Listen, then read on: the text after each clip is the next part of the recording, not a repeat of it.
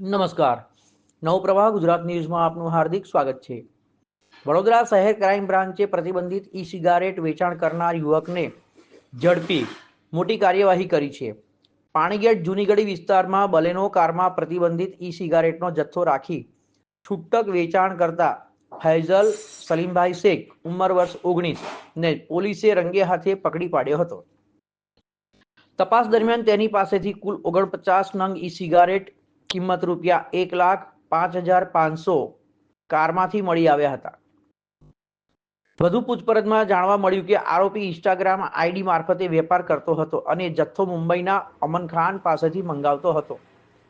WhatsApp chat આધારે અકોટા સ્થિત courier ઓફિસમાંથી વધુ 30 નંગ ઈ સિગારેટ કિંમત ₹75,000 પણ જપ્ત કરવામાં આવ્યા. કુલ મળીને લાખો રૂપિયાનો જથ્થો કાર અને મોબાઈલ પોલીસે જપ્ત કર્યા છે. આ મામલે આરોપી ફૈઝલ શેખ અને સપ્લાયર અમન ખાન સામે કાયદેસરની કાર્યવાહી હાથ ધરાઈ છે અને વધુ તપાસ સિટી પોલીસ સ્ટેશનને સોંપવામાં આવી છે.